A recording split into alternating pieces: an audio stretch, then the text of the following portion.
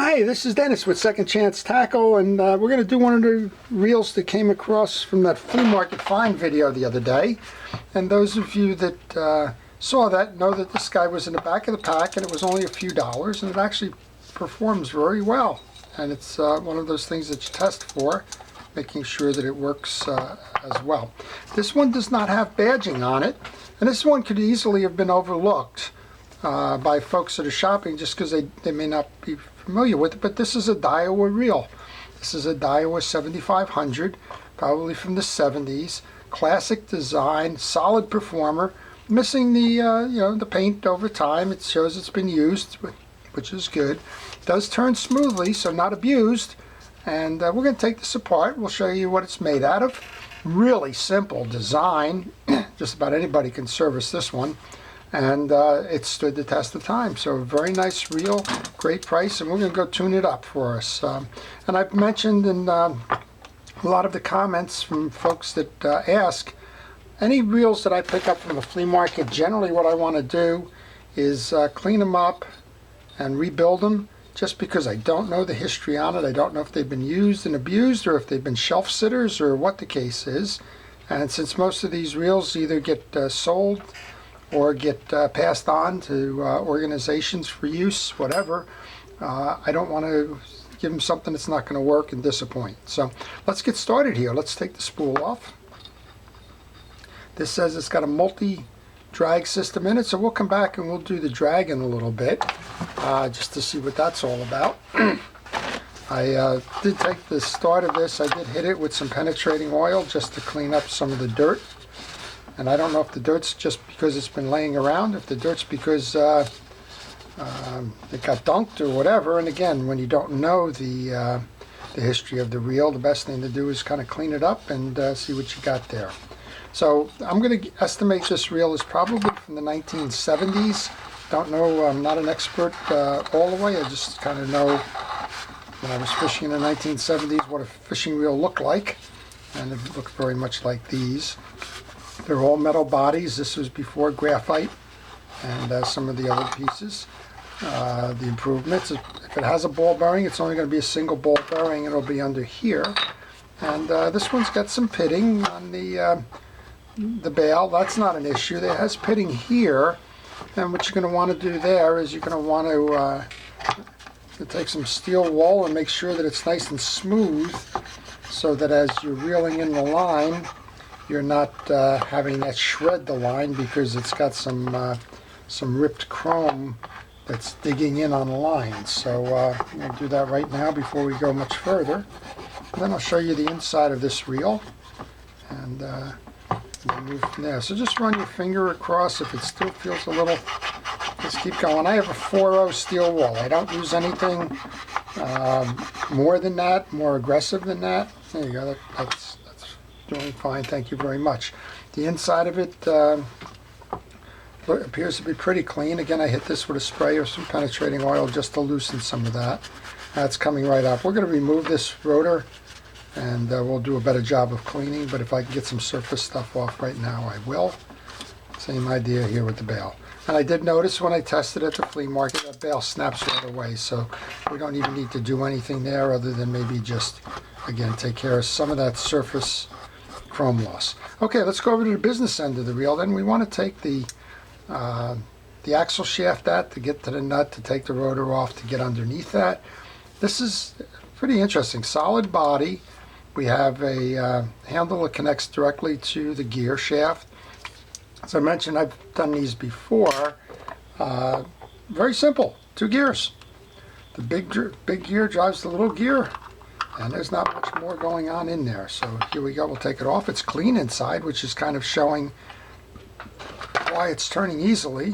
We do have an accumulation of older grease sitting on the side here. When you see it all lumped up there, it probably means it's been laying like this in a hot place, like a shed or something, for a long time. And whatever grease was on here just ran down to the side case. This is the beauty of the design. Big gear, little gear. Crosswind block, stud on the main gear, pin holding it in. So let's go pull the pin out. That's how we're going to take the axle out. Just a little pin. And those of you that do some of the Mitchell reels, you know that they have a crosswind gear that's pinned in as well. Now we should be able to pull the axle shaft. There's gunk and that didn't come out that smooth. We'll get it cleaned. Here is the crosswind block. And all we have is a main gear. We have the anti-reverse dog, which we're going to flip to off.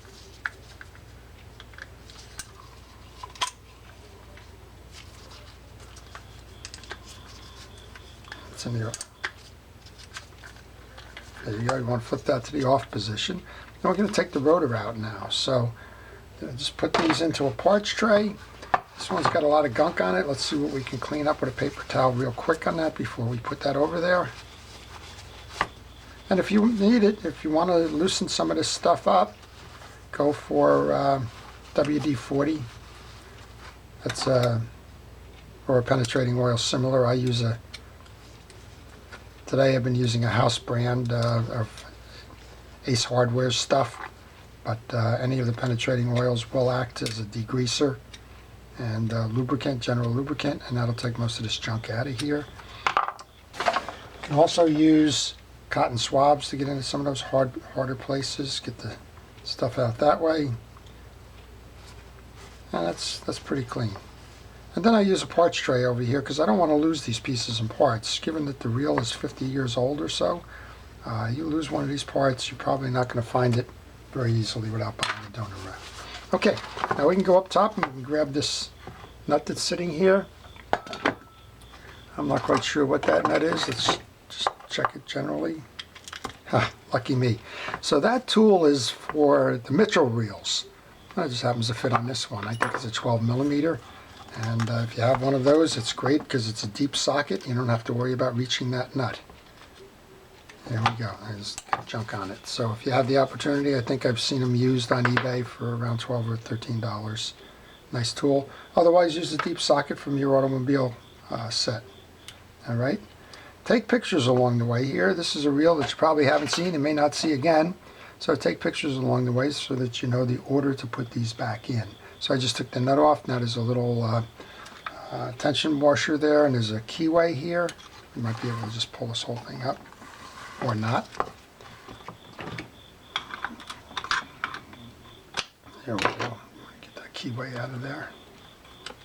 The keyway has a little slot in it, and that slot fits over the stud in the rotor, and that keeps the rotor from spinning when you're hauling it in under load. Without that keyway, you'll see this thing will just spin around. Okay, now we want to pull this off.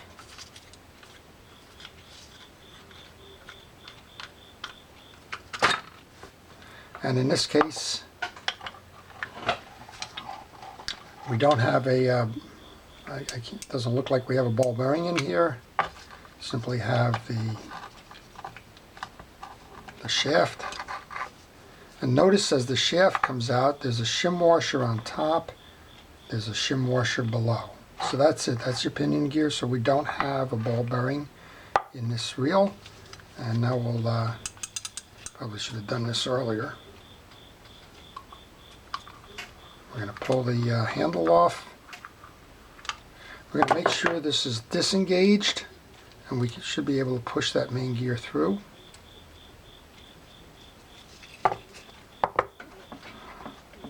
All right, just a little bit more to go. All right, there it is. Wow, that was an effort. So, nice stainless steel shaft on the gear. Let's clean that up. Some dirt inside here in the channel. That's not much of anything, but we can get that grease out of there as well while we're at it. Yeah, you don't want to hit anything with a hammer like that. If you have limited strength, try some tricks. Like I was doing there, trying to kind of push it through. Sometimes a Phillips head screwdriver will work with that very nicely, but there's just a little bit of dirt more on that axle there. It's tapered. Maybe that's probably what's going on there in terms of the piece. I didn't see any set screws in the housing at all, so it's just a nice tight bushing, and that's exactly what it should be, is nice and tight. So that doesn't indicate much wear there. Okay, that's all you have to do with the main gear is just make sure it's clean. Underneath the body here, we've got some older grease that's dried up as well. And as I mentioned, when you're pulling this out, you don't, or putting it in, pulling it out is not as bad. You don't want this anti-reverse dog engaged. You want it backed off so that when you go to reinstall this, you'll clear these ridges, which is the stop for the anti-reverse dog, and it'll be a lot easier to put it back in. That way you don't risk getting any problems with the springs in that. There is a spring on the anti-reverse dog, so let's go ahead and put a drop of oil. I'm using a Real X, which is a fishing oil. There, I'm also going to put it onto the arm or the lever for the anti-reverse. And now I'm just going to grab a little bit of the blue grease. In this case, it's Penn Precision Real Grease. I'll put that on the shaft. And then I'm going to use my gloved hand to just kind of make sure it's evenly spread throughout. And then we're simply going to go ahead and put the main gear back in.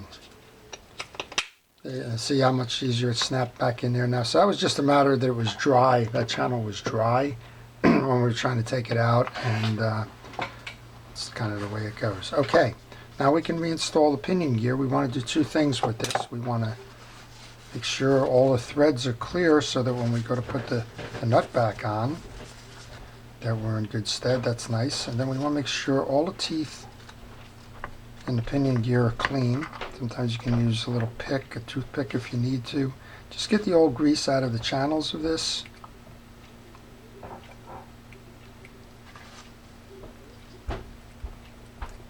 And then you can put new lubrication on that.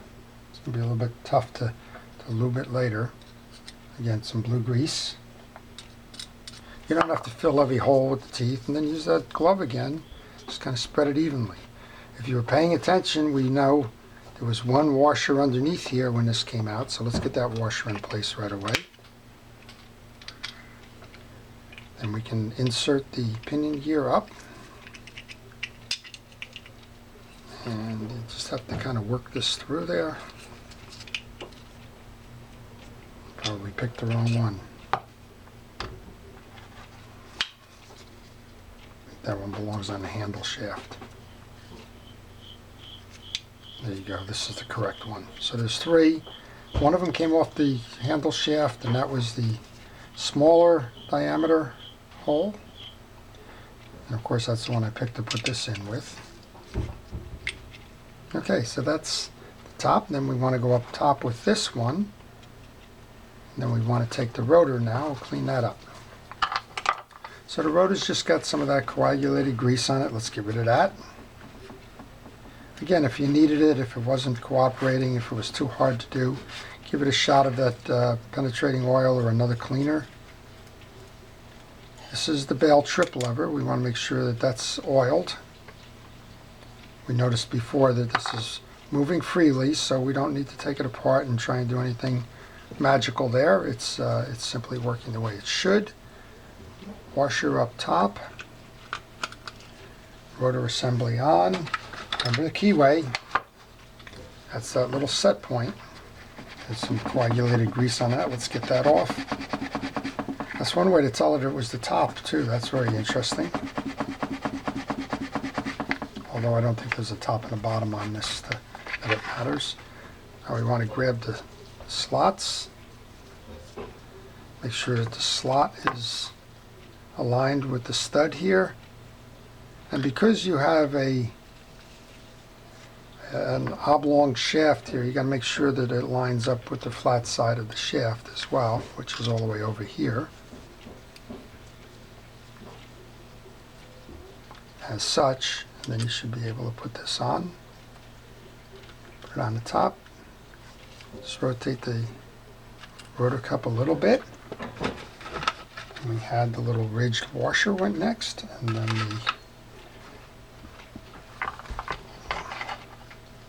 the nut that we used, the 12 millimeter nut. Put that guy back on.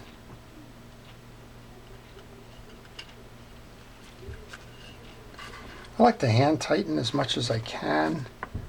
spoon from a sense that you know that the threads are going on properly. And where that came from.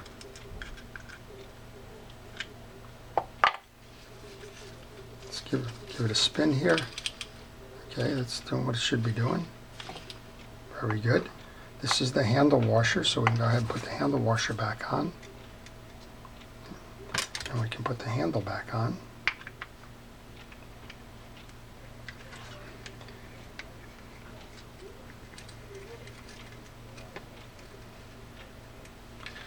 Okay, and we can put some grease in here. The grease in here is serving two purposes. One, it's going to give us a slide grease for the cross wind, and the second one we want to use it for is the teeth on the main gear. And just put it in a couple of places. When you spin this, it's going to spread it around. Okay, we noticed coming out that this shaft had some dried grease on it. So let's take the axle shaft and some steel wool, clean up the old grease. Again, we can take some blue grease on this one, and we're going to just use the gloved hand to spread that around, a nice even light coat. We noticed the orientation on this one. The pin was on the top side. If you didn't notice it, then you'd go back to your pictures and you would take a look and say, oh, that's the orientation of it. I got it. We're sitting like this. There's a hole in the main axle there. That's where the pin is going to go through, so you can insert going down. Keep your visual for that hole. And then grab that pin and work the pin in just like that. Okay, give it a spin before you close it up to make sure that we're in good shape with that. Operating very nicely. You can grab the back of the case here and put the case on.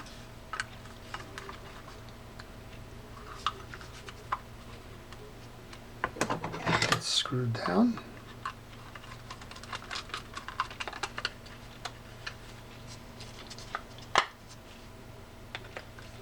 There's a little bit of jar there. And come over to the, that's a nice functioning reel for 70 years old. That's a very nice reel.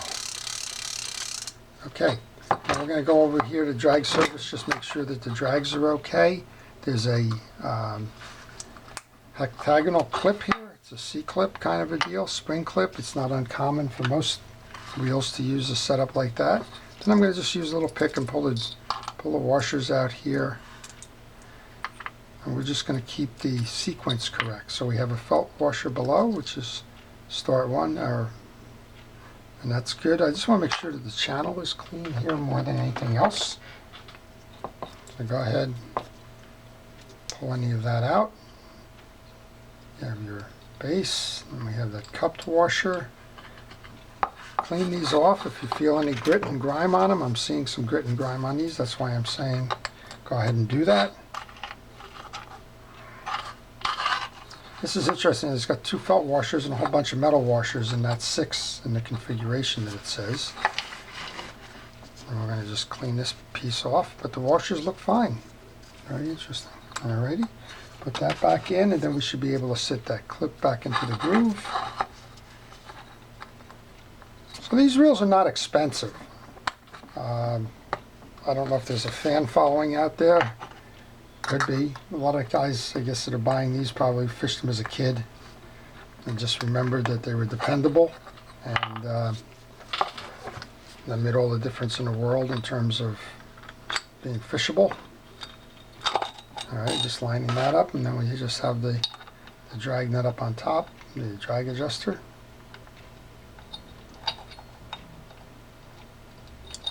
Let's go ahead and put that on, tighten it down, make sure that the drags are holding. Oh, like it was new. There you go. Alright, the Daiwa 7500. Nice reel. Make sure that the bail goes, and that's it. Daiwa 7500, nice piece of technology, very simple in nature, easy to tune up, and inexpensive if you find them, but a great saltwater reel that is 50 years old and can go fishing tomorrow. So I hope you've enjoyed that. This is Dennis with Second Chance Tackle. Thank you for watching.